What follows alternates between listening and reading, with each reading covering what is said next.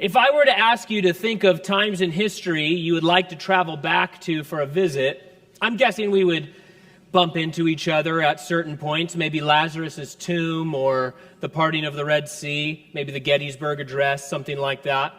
I can't imagine many of us would choose to send ourselves back to the days of Noah, a time of violence and corruption and depravity and danger. It's true, maybe we would enjoy seeing part of the building of the ark, but we'd run the risk of being killed while we were watching. It'd be a little bit scary, I think.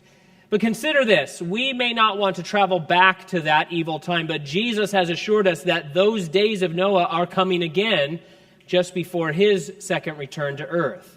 Are we in those days now? What made them different than the run-of-the-mill sinfulness that has defined humanity since the fall of man? Is there any hope for Christian ministry?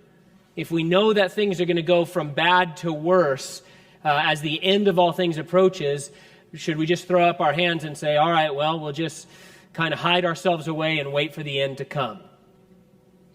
Here at Calvary Hanford, we have spent a lot of focused time on the days of Noah over the years. We have a whole series about it on the website, in fact, that you can go through. We think it's important and significant, especially given the Lord's discussion of the days of Noah in his Olivet Discourse. But this topic, particularly the first part of chapter 6 of Genesis, is pretty controversial in the Christian community, and some of it is admittedly hard for us to wrap our minds around. But when we come across difficult passages in the Bible, of which there are plenty, when we come across them, we remind ourselves that God delivered us his word for a reason. And that reason was so that we could be made complete and equipped for the Christian life. And so we remind ourselves that God's word is trustworthy and it's meant to be understood by you, the reader. It's presented clearly and plainly for our benefit. And it's a pretty thick book. If you have a regular analog Bible in your lap right now, you see it's a pretty hefty book. It's not just a short little 40-page, novella or something like that. And the Bible comments on itself. It elaborates on itself. It explains parts of itself. And so we can be sure that what we need to know, God has given us enough information so that we might know it. When we left off in our studies, the genealogy of Seth had come to a sudden halt with this man Noah, one of Seth's descendants. And now the story is going to zoom in on the world of Noah, showing what had become of God's once perfect creation. Verse 1. When mankind began to multiply on the earth and daughters were born to them, the sons of God saw the daughters of mankind were beautiful, and they took any as they chose as wives for themselves. And so the immediate question is, who are the sons of God and who are the daughters of mankind? There are three major perspectives out there that you're going to encounter when you're looking at the interpretation of this passage. The first is that the sons of God were simply males born to the line of Seth. That this was the godly line, and so they're being called sons of God in comparison to the line of Cain, which was in rebellion against God and had rejected God and his truth. Therefore, the daughters of men are the females of the line of Cain. And this argument says that the good boys from Seth eventually started marrying the bad girls from Cain, and their godliness became corrupted. Now, this perspective came about sometime in the 3rd century A.D., maybe the 5th century A.D., Augustine grabbed onto it, and then it kind of became the standard interpretation after that time. The problems with this view are these. It, number one, does not really harmonize with what Peter and Jude say in their letters in reference to this period of time. It also doesn't really work out linguistically. Hebrew scholars will say, hey, we've got some problems with that view when you look at the grammar and language and things that are far above my pay grade. It also doesn't explain why the offspring of these particular unions are going to be described the way they are in verse 4. And it doesn't account for the fact that in verse 12 we will be told that everyone was corrupt on the earth in God's eyes. Everybody. It wasn't that there was one really good group of people, the line of Seth, and everybody else was corrupt. It says, man, all flesh everywhere on the entire earth has been corrupted in God's eyes. Everyone except one man and his family, just 8 people. Now, the second view is that the sons of God are meant to be understood as nobles, aristocrats, kings who would rule in different places, and that they started marrying peasants. They were the sons of God, very important, very aristocratic, very powerful. And they went down to the little disgusting plebe peasant people and grabbed some wives for themselves, and that they kind of created harems out of them. But this still doesn't explain the offspring issue. And it almost gives us the impression that God was upset that humans weren't keeping to some kind of weird caste system. Oh, aristocrats can't marry peasant people, and so God's upset about that. And that it also kind of implies that in response, God was going to judge the innocent along with the wicked. I mean, as we read this, we see that some group of guys was kind of taking some group of ladies, whether they wanted to or not, and God is going to respond in wrath and judgment. And so if we take this view that, well, there's just nice peasant girls, and they were being taken into harems by these powerful rulers, does it make sense that God would judge the innocent with the wicked? It doesn't, not based off of what we know about God from the rest of Scripture. Now, the third view is the strangest, but it is the one that has been accepted since antiquity. Long before the time of Jesus, this was the accepted view. More importantly, we don't just build doctrines or opinions based off of, well, they believed this the longest. You get into some trouble if you do that. But more importantly, this third view harmonizes with what we read about this period of time and about this situation in both Testaments, Old and New. And this view states that the sons of God were fallen supernatural beings who came to earth and procreated with human women, defiling the population of earth and proliferating great evil all over the planet through their offspring. It's weird, but this is not only the view that has been held the longest by the widest group of people, including the interpreters of what we call the Septuagint. And the Septuagint was almost undoubtedly the copy of the scriptures that Jesus and Paul were reading from and would sometimes quote from the New Testament. But this harmonizes with what we read about giants and about the time of Noah in the rest of the Bible.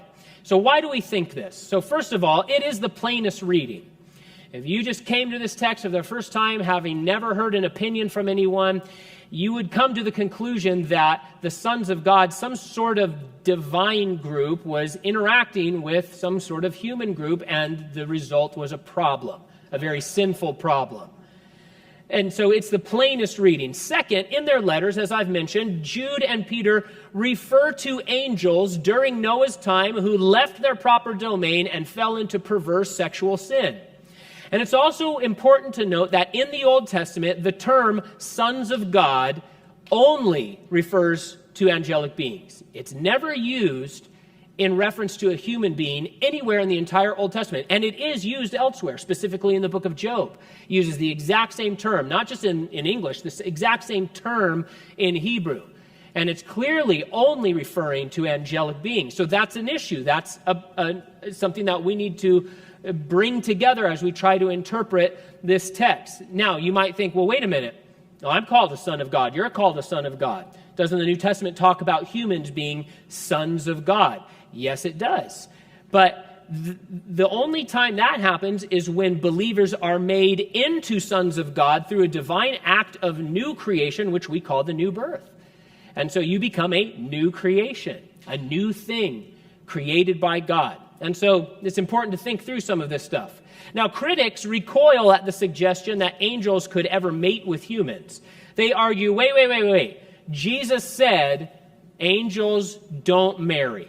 And he says, when you go to heaven, you are going to be like the angels, not marrying or giving in marriage. Therefore, it's impossible for the sons of God to have been angelic beings.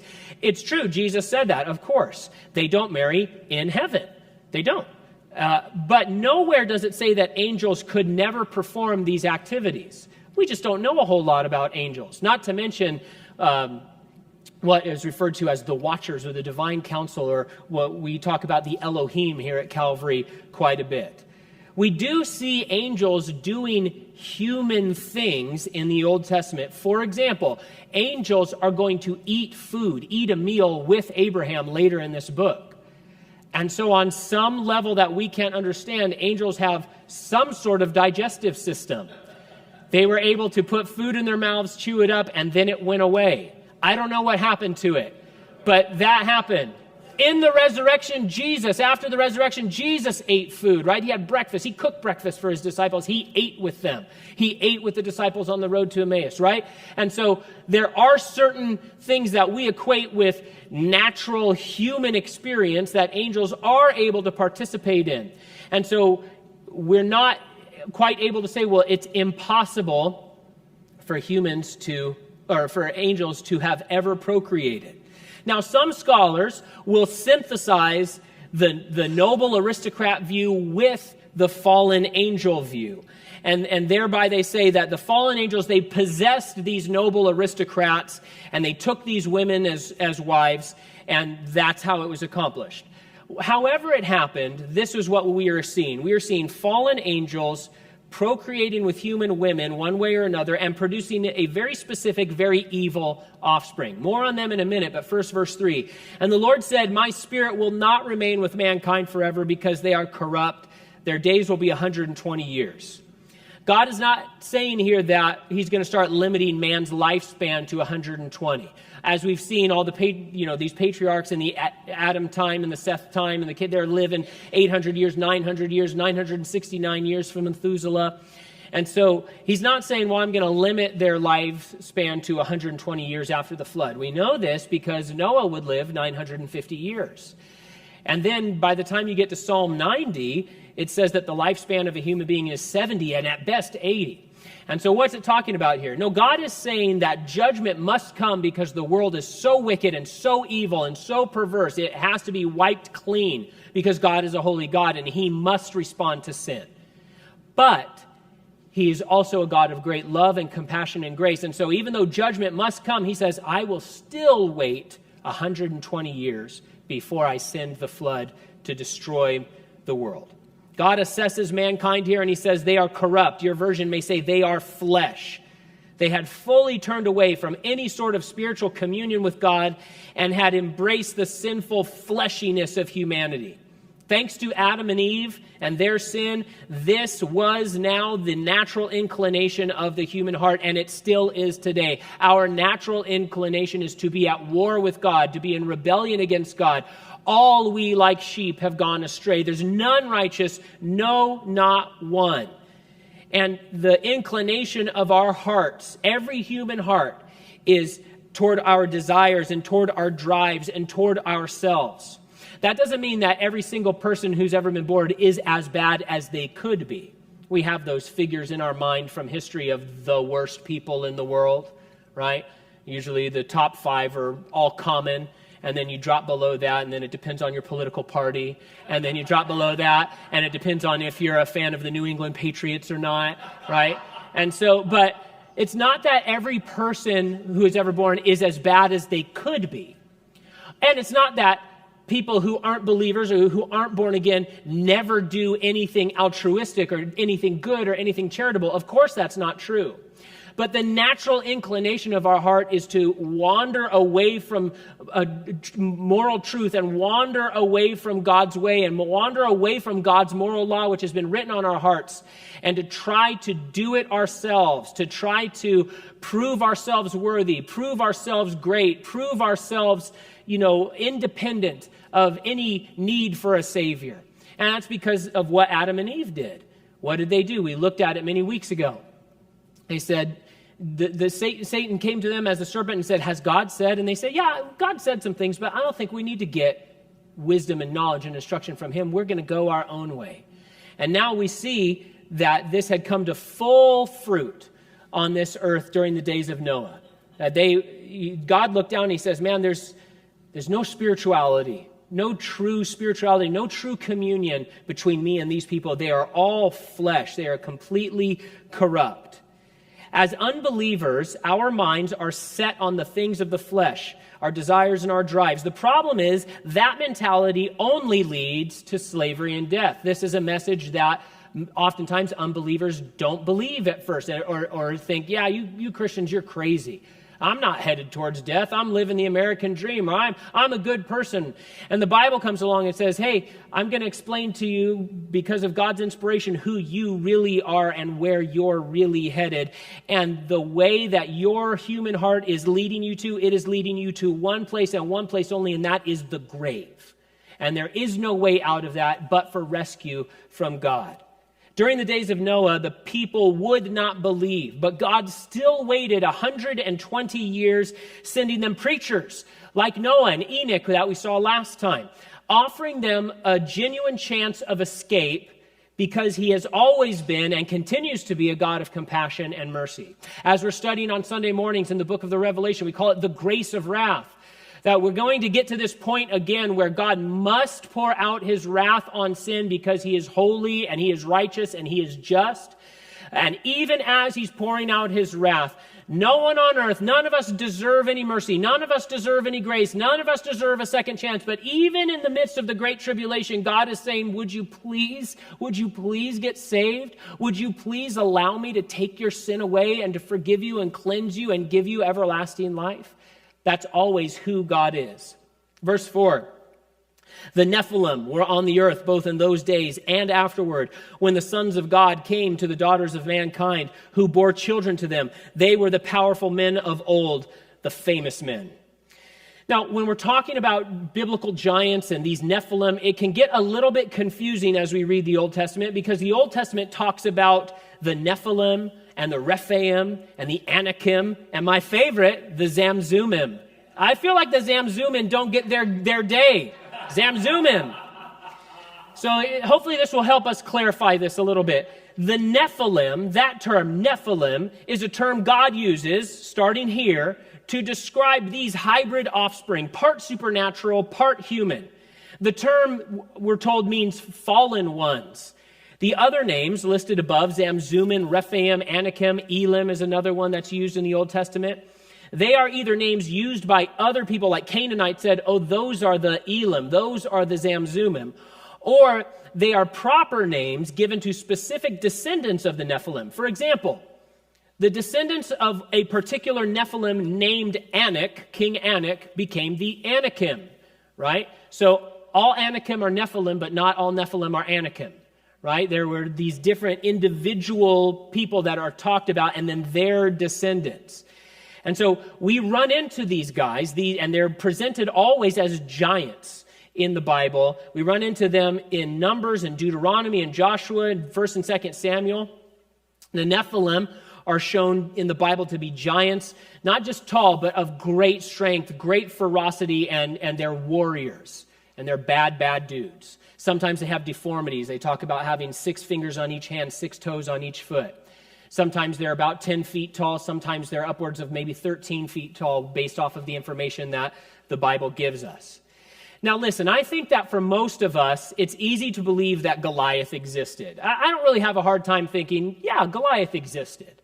But the reason is because we've seen tall people before, right? We watch the NBA and what's great about even baseball. It's the same thing. If you watch till after the game and then they're interviewed, you've got the little sportscaster person looks like a tiny little person next to this enormous professional basketball player. And so we've seen tall people, and so on some level, it's not hard for us to believe that Goliath existed. It's harder to accept the idea that something existed which we would elsewhere call demigods, right? That's what we're talking about, right? A part man, part supernatural being. Isn't that mythology? The Bible is history, isn't it? We talk about the Bible being true and literal and historical. And so how could this kind of mythological idea be supported? Are you telling me that Hercules really existed? Well, not Hercules himself, but before writing this idea off, let's ask ourselves a few questions. First, it is true that human mythology contains lots of ideas of demigods. But where did that idea come from? When we get to the flood, we're going to see how so many historic global cultures have a flood story. Now, that flood story has been changed and shifted and adjusted and mythologized a lot, and we knowing and trusting the Bible, we say, well, we know what really happened. We know the real story. And then as people spread out over the earth and took the story for themselves and told it and retold it and did the telephone game, it got changed, it got adjusted, it got perverted. And so we look at this and we say, okay, it's true that demigods are a mythological idea, but where did that idea come from? This concept of divine beings cohabiting with humans to create titan offspring can be found most famously, of course, in Greek culture. That's where we recognize them. But they are hardly the only ones. This idea, this story, is also found in places and cultures like Egypt, Sumer, Persia, India, Mesopotamia, the Incas, the Mayans, the Assyrians, the islands of the South Seas, among the American Indians in South America, the Zulus, Sudan, Senegal, Philippines, the Romans, in Norse mythology.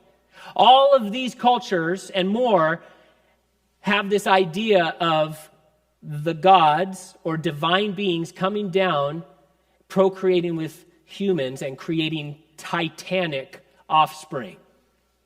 As Bruce Waltke writes, instead of the Bible representing myth as history as is commonly alleged, perhaps the ancients turned history into myth.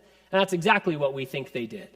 Another question we might ask is this: doesn't this make complete sense as a satanic strategy? What had God promised so far in human history up to this point? Cain had been influenced by the devil because the promise was that a seed would come from Eve to deliver mankind from sin, but also to crush and destroy the serpent. And then we're told in the New Testament that Cain was of the evil one. His ways were evil and wicked. And what does the devil influence Cain to do? Kill his brother. Who was his brother? His brother was the one that Eve thought was her promised seed. Of course, he wasn't. She was wrong about that. She'd have to wait several thousand years before Jesus showed up. But we see that the devil said, well, let's try to kill the seed. I've already got this guy. We'll kill the other guy, and that'll take care of things. But then that wasn't the seed. And God gave Eve more sons, gave her Seth and other sons and daughters, and then Seth had kids as well. And so wouldn't it make sense? Satan couldn't kill them all. Why not switch tactics? Why not completely pollute the population of earth, thereby making it impossible for the seed to arrive? We know that Satan loves to plant tares among the wheat. And the devil has gone to great lengths again and again to stop God's plan. He always fails, but he always tries. Sometimes he tries by killing. Sometimes he tries by sending in pollution. Think of the false teachers that would creep in to the church at the beginning. Sometimes he tries to just keep people away. When God said to his chosen people, Israel, you guys are going into the promised land, what happened? You guys know. They go in to scout it out and they say, oh, we can't go in there because who's in there? Giants are in there. The devil had concentrated all of the giants into Canaan, and it did keep God's people out for 40 years until finally they were brought in by Joshua and overcame the giants. Chuck Missler brings up an interesting thought. It's just fun to think about. As most of you know, there are quite a few monuments around the world that cause archaeologists to scratch their heads. How did ancient societies without machinery set up things like Stonehenge and Easter Island? Is it possible that incredibly powerful giants had a hand in it? Sites like the Gilgal Rephaim. There it is. I had never heard of the Gilgal Rephaim until this week, and I was pretty interested in it. It's an ancient megalithic monument found in the Golan Heights of Israel. Today they call it the Wheel of the Giants. It's a series of huge circles of tens of thousands of rocks weighing in at more than 40,000 tons. Some of the stones weigh 5.5 tons on their own. Now, the plot thickens when you discover that what we call the Golan Heights today was once known as Bashan. And Bashan was the place where Og, king of Bashan, ruled. Og, we are told, is the last of the Rephaim. He was a particular line of the Nephilim. He's the guy who has this 13-foot-long bed that the book of Numbers tells us about. Wouldn't it also be just like the devil to influence human cultures to take these horrible monstrosities and turn them into heroes? And say, hey, human beings, why don't you celebrate these horrifying monstrosities of evil? to call good evil, call evil good. Instead of acknowledging just how wrong this was, human societies started to venerate Hercules and Achilles and Maui and Wonder Woman, right? That's what we're talking about. One very significant phrase there in verse 4, the Nephilim were on the earth both in those days and afterwards. And so while we scratch our heads and wonder why, it seems that after the flood, God permitted the fallen angels to once again introduce the Nephilim into our world. That's why we see them in Canaan. That's why we see Goliath and fighting against David. But they were much more limited in their scope, and they were ultimately overcome by God's servants like Caleb and Joshua and David with his mighty men. Verse 5, when the Lord saw that human wickedness was widespread on the earth and that every inclination of the human mind was nothing but evil all the time, the Lord regretted that he had made man on the earth, and he was deeply grieved. Then the Lord said, I will wipe mankind whom I created off the face of the earth, together with the animals, creatures that crawl, and the birds of the sky, for I regret that I made them. The Bible is very clear. God is immutable. He does not change. So what are we to make of a passage like this? Well, you see, God is describing the pain that he felt because of the sin of man. God has emotion. He's not just a supercomputer up in heaven. He's an emotional being. That's why you have emotions, because we're made in the image of God. The term grieved here is likened to the deep breathing in response to acute pain. God can feel emotional pain. When we regret things, it's usually because we've made a mistake. We regret that haircut, or we regret that thing we said, or we regret that email we send on, right? You guys need to get one of those email apps that lets you undo email. Do you have that yet? I do, and it's a lifesaver. But God's regret was not because he had made some sort of mistake. It was because of his love for humanity, which had rejected him. In the garden, Adam and Eve had disobeyed, but as we saw, they then remained in as much communion with God as they could. Not so in the days of Noah. All but 8 people had rejected the Lord and his truth, and now God must respond to their sin. As one writer put it, they had spent all the capital of God's mercy, but now it was time to pay the bill. You and I can cause God pain.